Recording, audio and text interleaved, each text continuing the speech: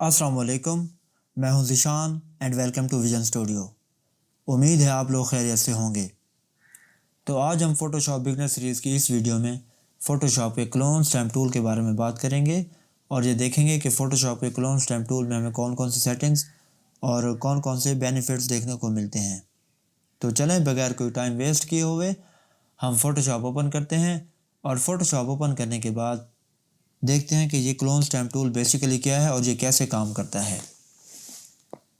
अब यहाँ से मैंने फ़ोटोशॉप ओपन किया है और फ़ोटोशॉप ओपन करने के बाद जैसे यहाँ पर आपको एक इमेज यहाँ पर शो हो रही है, तो आप भी अपनी मर्ज़ी से कोई भी इमेज इसमें ऐड करके यूज़ कर सकते हैं क्लोन स्टैम्प टूल को यूज़ करने के लिए। ठीक है। एक लफ्ज़ मैं बार बार रिपीट कर रहा हूँ, वो कौन सा लफ्ज़ है? क्लोन का। ये जो क्लोन का वर्ड है बेसिकली इसका मतलब क्या है? क्लोन का मतलब है किसी भी ऑब्जेक्ट की डुप्लीकेट या कॉपी क्लोन कहलाती है। ठीक है। इसी तरह अगर हम अपने फ़ोटोशॉप में देखें तो जो भी चीज़ अपने हम आर्ट वर्क में डुप्लीकेट बनाएंगे या उसको कॉपी करेंगे तो वो क्लोन कहलाएगी। वो हम किस टूल की मदद से करेंगे? क्लोन स्टैम्प टूल को यूज़ करते हुए उसका क्लोन बनाएंगे। ठीक है।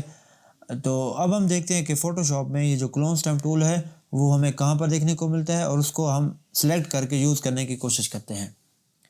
यहाँ पर अगर आप देखें तो इस जगह हमें ये क्लोन स्टैम्प टूल मिल जाता है। अब जैसे ही मैं इसके ऊपर क्लिक करता हूँ तो ये सिलेक्ट हो जाएगा। इसी तरह अगर मैं अपने कीबोर्ड से जस्ट एस का बटन भी प्रेस करूँ तो भी ये सिलेक्ट हो जाएगा क्लोन स्टैम्प टूल। ठीक है। अब हम मज़ीद आगे देखते हैं। हम अपने आर्ट वर्क में अगर आप देखें तो सबसे पहले क्लोन स्टैम्प टूल को सिलेक्ट करने के बाद सबसे पहले जिस ऑब्जेक्ट को हमने क्लोन करना है सबसे पहले हमने यहाँ पर उसका आके सोर्स डिफ़ाइन करना है। ठीक है। सोर्स कैसे डिफाइन करेंगे? यहाँ से मैं जैसे ही ऑल्ट का बटन प्रेस करूँगा तो ये देखें कुछ इस तरह का ये जो कर्सर है मुझे इस तरह शो होगा।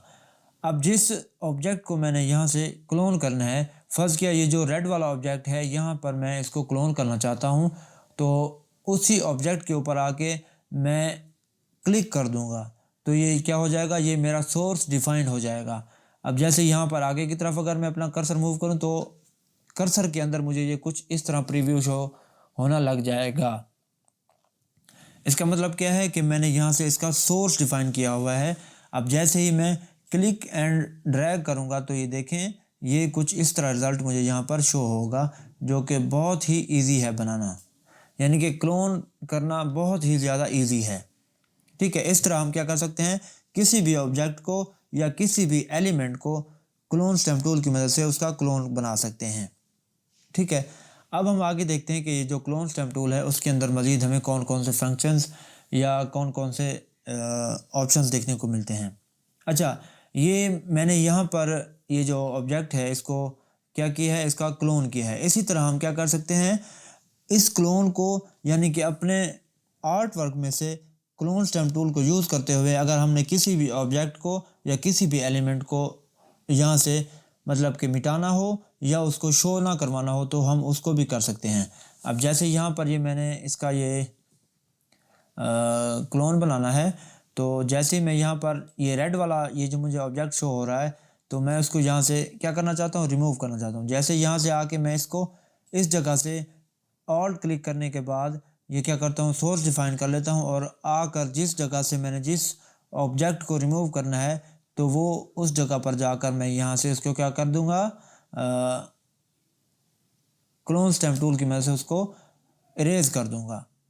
ठीक है। इस तरह हम क्या कर सकते हैं? इसमें से कोई ना कोई ऑब्जेक्ट हम इसमें से रिमूव भी कर सकते हैं। अब जैसे यहाँ पर ये एक और इमेज है, अगर मैं चाहता हूँ कि ये जो ये वाला ऑब्जेक्ट है इसमें से क्या हो जाए?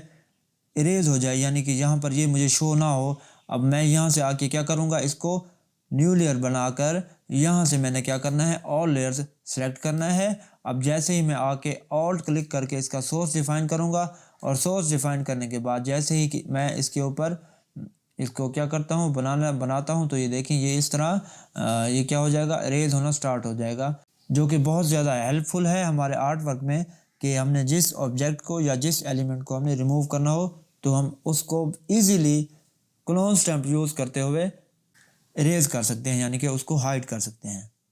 तो बेसिकली हम इस तरह भी इसको यूज़ कर सकते हैं।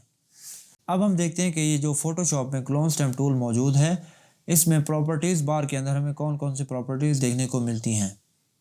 अब जैसे ये वाली एक इमेज है, यहाँ पर अगर मैं राइट क्लिक करूँ तो ये देखें तो दो मुझे यहाँ पर स्लाइडर मिल जाते हैं।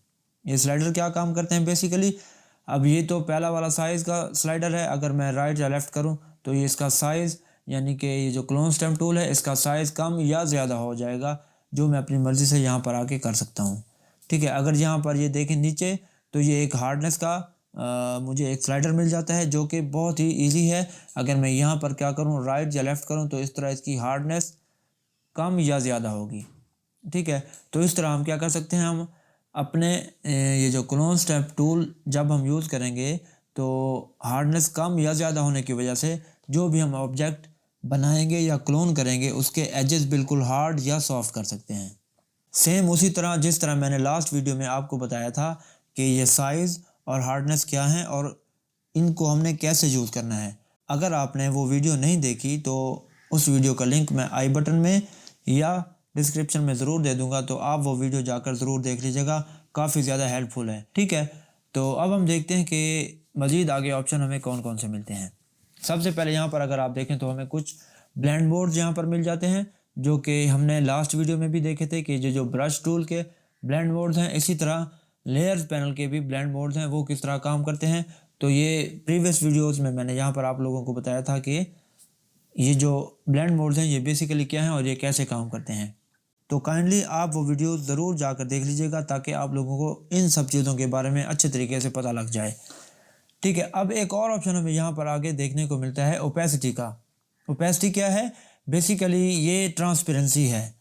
हम किसी भी ऑब्जेक्ट को, जिस ऑब्जेक्ट को हम यहाँ पर क्लोन करेंगे उसकी ट्रांसपेरेंसी को भी हम क्या कर सकते हैं, कंट्रोल कर सकते हैं। अगर मैं यहाँ से किसी भी ऑब्जेक्ट को क्या करना चाहता हूँ, यहाँ से उसका ट्रांसपेरेंसी क्या करना चाहता हूँ, कम करना चाहता हूँ, तो वो मैं किस तरह करूँगा।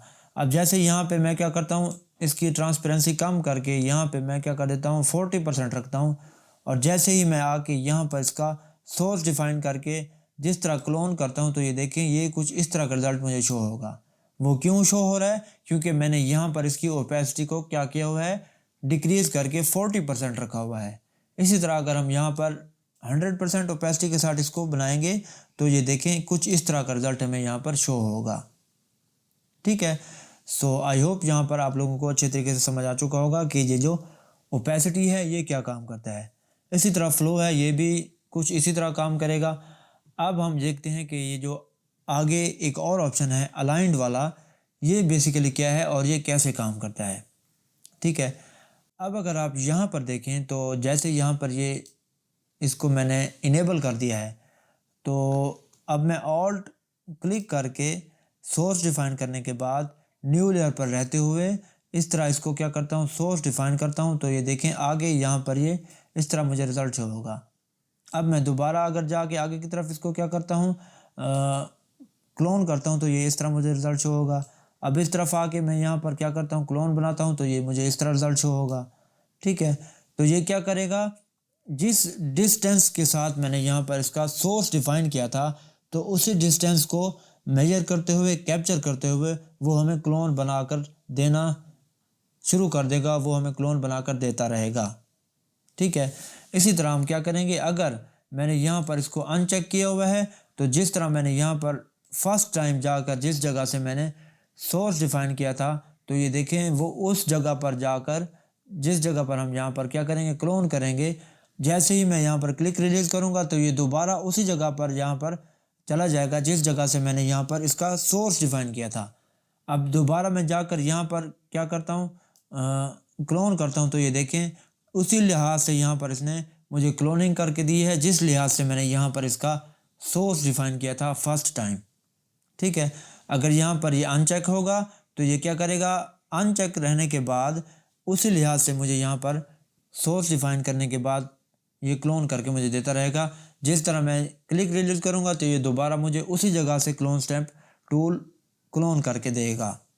ठीक है, अगर मैं यहाँ पर इसको चेक रखूँगा, इसको यानी कि इनेबल रखूँगा, तो ये जिस डिस्टेंस से ये मैंने सोर्स डिफाइन किया था उसी डिस्टेंस को देखते हुए ये आगे की तरफ हमें क्लोनिंग करके देगा। ठीक है, सो आई होप ये भी आप लोगों को अच्छे तरीके से समझ आ चुका होगा कि ये जो क्लोन स्टैम्प टूल है ये बेसिकली इसका अलाइंड वाला ये जो ऑप्शन है ये किस तरह काम करता है। अच्छा, अब हम इसको एक और एग्जांपल की मदद से यहाँ पर समझने की कोशिश करते हैं। जैसे यहाँ पर ये एक मुझे ऑब्जेक्ट शो हो रहा है। मैं जैसे ही यहाँ पर इसको जूम करके और क्लोन स्टैम्प टूल का साइज़ यहाँ से मैं छोटा करता हूँ और जैसे ही मैं इसको बनाता हूँ तो ये देखें कुछ इस तरह ये मुझे शो होगा। ठीक है, अब यहाँ पर एक आपने एक चीज़ का ख्याल रखना है। वो किस चीज़ का ख्याल रखना है?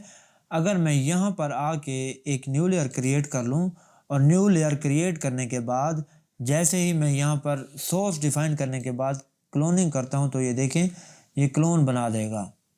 ठीक है, अब मैं इसको न्यू लेयर पर रहते हुए इसको मॉडिफाई भी कर सकता हूँ। वो कैसे? अगर मैं यहाँ पर इरेज़र टूल लेकर यहाँ से आके इसको उसी लेयर पर रहते हुए यानी कि लेयर 1 जो मैंने ब्लैंक लेयर बनाई थी जिसके ऊपर मैंने क्लोन बनाया था उसी को जाकर मैं यहाँ से मॉडिफाई भी कर सकता हूँ, जिससे मेरा रिज़ल्ट मज़ीद इफ़ेक्टिव हो जाएगा, जिससे क्या हो जाएगा, मेरा रिज़ल्ट अच्छे तरीके से प्रोमिनेंट होना स्टार्ट हो जाएगा।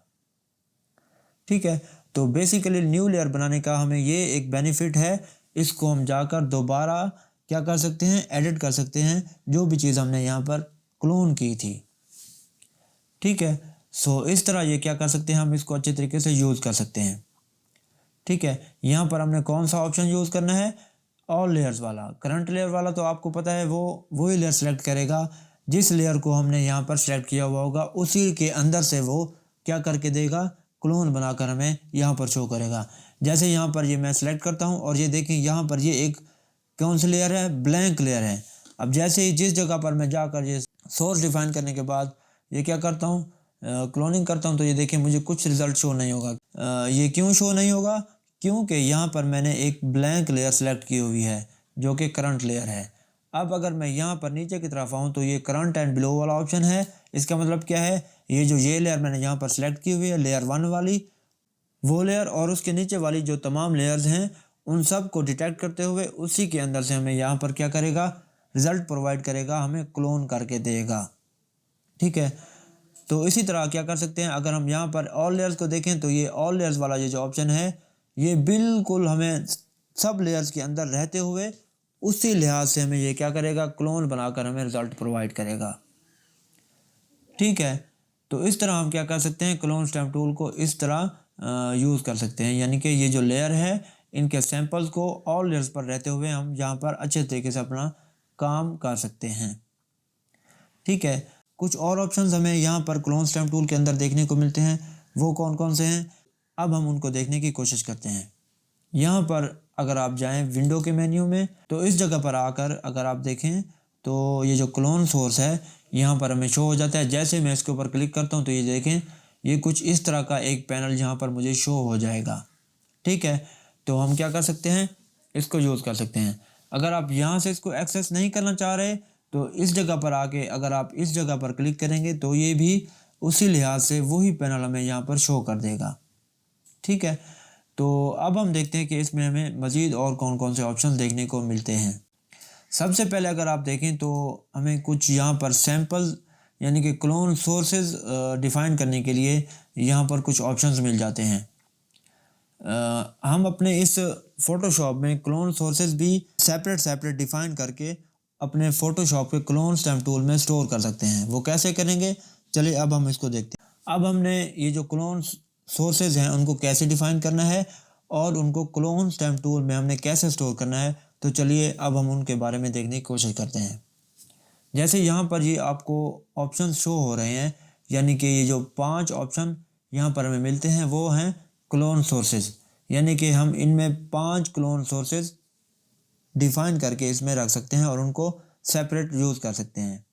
अगर मैं यहाँ पर आकर इसको इस जगह से क्या करूँ, सेलेक्ट करूँ, यानी कि ये वाला एरिया है इसको जाके सेलेक्ट करता हूँ और क्लोन करने की कोशिश करता हूँ तो ये देखें ये कुछ इस तरह का रिज़ल्ट शो होगा। अगर दोबारा जाके दूसरी जगह यानी कि दूसरे क्लोन सोर्स में दोबारा जाकर मैं यहाँ पर ये वाला जो माउंटेन है इसको डिफ़ाइन करके यानी कि इसका सोर्स डिफ़ाइन करके इस तरह बनाने की कोशिश करता हूँ तो ये मुझे इस तरह रिज़ल्ट शो होगा। ठीक है, इस तरह अगर मैं यहाँ पर ये वाला माउंटेन सोर्स बनाकर यहाँ पर यूज़ करना चाहता हूँ यानी कि इसका डुप्लीकेट बनाना चाहता हूँ तो ये मुझे इस तरह का रिज़ल्ट शो होगा। ठीक है, अगर मैं अपने आर्ट वर्क में रहते हुए मुझे लगे कि मैं यहाँ पर ये जो मुझे पहले वाला सोर्स है वो बेहतर था, तो मैं यहाँ पर आके उसको फर्स्ट नंबर वाले सोर्स को सिलेक्ट करके, सॉरी यहाँ पर ये जो अलाइंड वाला ऑप्शन है इसको हमने क्या करना है, अनचेक रखना है। अब जैसे मैंने यहाँ पर ये सोर्स डिफाइन किया हुआ था, अब जैसे मैं यहाँ पर आके इसको क्या करता हूँ, बनाता हूँ, तो ये देखें कुछ इस तरह का रिजल्ट मुझे यहाँ पर प्रोवाइड होगा। क्योंकि मैंने यहाँ पर अगर मुझे लगे कि मैंने यहाँ पर दूसरा सोर्स यूज़ करना था, तो उस दूसरे सोर्स को मैं यहाँ पर सेकंड नंबर वाले को जाकर यहाँ से सिलेक्ट करूँगा और यहाँ पर आके इसको इस तरह बनाऊँगा, तो ये देखें वो वहीं से सोर्स बनाकर सोर्स को डिफाइन करते हुए, डिटेक्ट करते हुए हमें क्लोन बनाकर हमें यहाँ पर रिज़ल्ट शो कर देगा। सो बेसिकली हम यहाँ पर इस तरह हम क्या कर सकते हैं, क्लोन सोर्सेज यहाँ पर डिफ़ाइन कर सकते हैं मल्टीपल, जो कि हम अपने आर्ट वर्क में यूज़ करते हुए मज़ीद अच्छे तरीके से, मज़ीद आसानी के साथ हम उसको अपने आर्ट वर्क में यूज़ कर सकते हैं। अब कुछ और ऑप्शन हमें यहाँ पर देखने को मिलते हैं जो कि फ्लिप हॉरिजॉन्टल है और फ्लिप वर्टिकल है। अब ये बेसिकली क्या काम करते हैं, जैसे यहाँ पर ये एक बर्ड है, इसको अगर मैं क्लोन करूँ तो ये देखें कुछ इस तरह का रिज़ल्ट मुझे यहाँ पर शो होगा। अब अगर मैं चाहता हूँ कि ये जो बर्ड है ये फ्लिप होकर, ये रिफ्लेक्ट होकर मुझे इसका रिज़ल्ट प्रोवाइड हो, हमने क्या करना है, जस्ट यहाँ पर आके फ्लिप हॉरिजॉन्टल पर क्लिक करना है और इसको इनेबल करने के बाद जैसे ही मैं क्या करूँगा, इसका सोर्स डिफाइन करने के बाद इसको बनाऊँगा, तो ये देखें ये अपोजिट हमें रिज़ल्ट बनाकर शो करेगा। ठीक है, तो इस तरह हम क्या कर सकते हैं, इनको फ्लिप कर सकते हैं। हम अपने क्लोन स्टैम्प टूल को यूज़ करते हुए हम अपने ऑब्जेक्ट्स को फ्लिप करके, रिफ्लेक्ट करके हम अपने आर्ट वर्क में यूज़ कर सकते हैं। इसी तरह ये फ्लिप हॉरिजॉन्टल के बाद फ्लिप वर्टिकल है, तो इस तरह ये क्या करेगा, ये चीज़ों को वर्टिकली इसको फ्लिप करके हमें यहाँ पर रिज़ल्ट प्रोवाइड करेगा। ठीक है, अब जैसे यहाँ पर ये एक और इमेज है, यहाँ से मैंने एक सोर्स डिफाइन करने के बाद क्या करूँगा, जैसे मैं बनाऊँगा तो ये देखें फ्लिप वर्टिकल वाला ये जो ऑप्शन है ये कुछ इस तरह काम करेगा। ठीक है, तो ये चीज़ों को वर्टिकली फ्लिप करके हमें यहाँ पर रिज़ल्ट प्रोवाइड करेगा। तो बेसिकली ये जो ऑप्शन है ये इस तरह काम करता है। अब अगर आप देखें तो विड्थ और हाइट यहाँ पर हमें दी गई है, तो विड्थ और हाइट ये क्या काम करती हैं, यानी कि अगर हम इनकी विड्थ और हाइट को ज़्यादा करेंगे तो ये क्या होगा, इसका साइज़ बढ़ जाएगा, यानी कि जो चीज़ हम क्लोन करेंगे उसका साइज़ यहाँ से बढ़ जाएगा।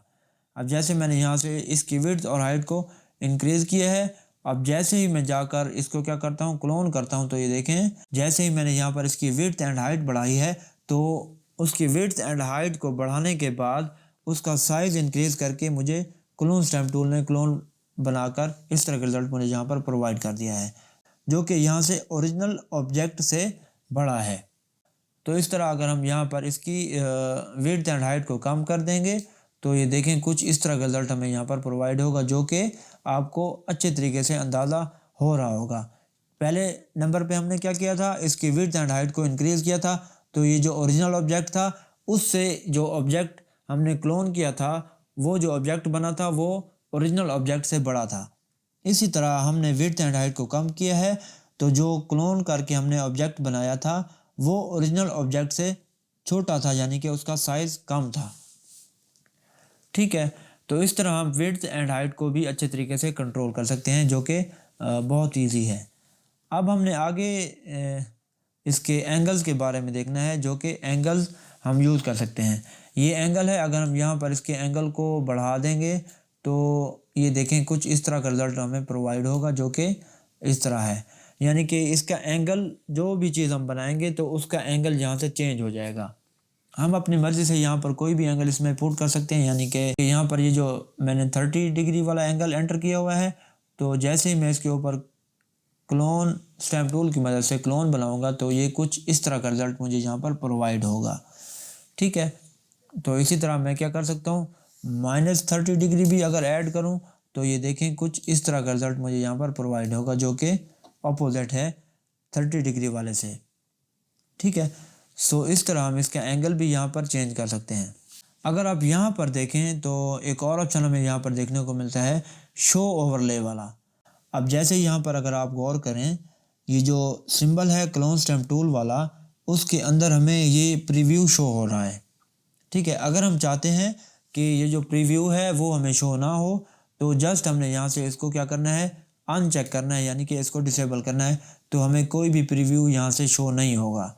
अगर हम चाहते हैं कि हमें यहाँ पर इसका प्रीव्यू शो हो जो हमने यहाँ से क्लोन सोर्स डिफाइन किया हुआ है, तो हमने जस्ट यहाँ से इसको चेक लगाना है और जाकर हमने यहाँ से इसको क्या कर देना है, पेस्ट कर देना है, यानी कि क्लोन कर देना है। इसका फ़ायदा क्या होगा, हमें ये यहाँ पर विजुअल्स शो होते रहेंगे जिस ऑब्जेक्ट का हमने क्लोन डिफाइन किया हुआ होगा।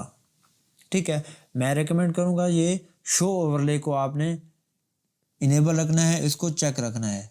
ठीक है, सो इस तरह ये काम करता है। आगे एक और ऑप्शन हमें यहाँ पर देखने को मिलता है क्लिप्ड का। अगर आप यहाँ पर गौर करें, ये जो क्लोन स्टैम्प का सिंबल है उसके अंदर हमें ये ओवरले शो हो रहा है। कौन सा ओवरले शो हो रहा है, जिस जगह से हमने यहाँ पर इसका सोर्स डिफाइन किया हुआ है वो सोर्स हमें यहाँ पर शो हो रहा है। वो क्यों शो हो रहा है, क्योंकि हमने यहाँ पर इसका ये क्लिप्ड वाला ऑप्शन है इसको चेक रखा हुआ है, यानी कि ये जो प्रीव्यू होगा वो उसी के अंदर हमें यहाँ पर शो होगा, उससे बाहर हमें कोई भी चीज़ यहाँ पर शो नहीं होगी। अब अगर मैं यहाँ पर आके इसको क्लिप्ड वाले ऑप्शन को क्या कर दूँ, अनचेक कर दूँ, तो ये देखें ये पूरी की पूरी इमेज मेरे क्लोन स्टैम्प टूल के साथ चलेगी, जो कि क्लोन सोर्स मैंने यहाँ पर जिस तरह का डिफ़ाइन किया हुआ होगा। अब मैं यहाँ पर बनाता हूँ तो ये देखें कुछ इस तरह का रिज़ल्ट मुझे यहाँ पर प्रोवाइड होगा, जो कि कुछ इस तरह है। ठीक है, मैं रेकमेंड करता हूँ कि आप यहाँ पर इसको क्लिप्ड ही रहने दें ताकि आपको पता लगे कि ये जो मैंने क्लोनिंग की है वो किस तरह से क्या रिज़ल्ट हमें मिला है। ठीक है, इस तरह हम क्या कर सकते हैं, मज़ीद और ऑप्शंस भी हैं, यहाँ पर हम इसको अच्छे तरीके से यूज़ कर सकते हैं। ये इन्वर्ट वाला ऑप्शन है, ये जो कलर्स हैं इनको क्या कर देगा, इन्वर्ट कर देगा। सो बेसिकली ये जो क्लोन स्टैम्प टूल है ये इस तरह का काम करता है। किसी भी चीज़ को हमने क्लोन करना हो, चाहे उसका साइज़ हम छोटा करें या बड़ा करें, हम उसको क्या कर सकते हैं, जब क्लोन करेंगे उसका साइज़ भी कंट्रोल कर सकते हैं, उसकी ओपेसिटी भी कंट्रोल कर सकते हैं, और इसी तरह ब्लेंड मोड्स भी इसके यूज़ करते हुए हम उसको अच्छे तरीके से यूटिलाइज़ कर सकते हैं।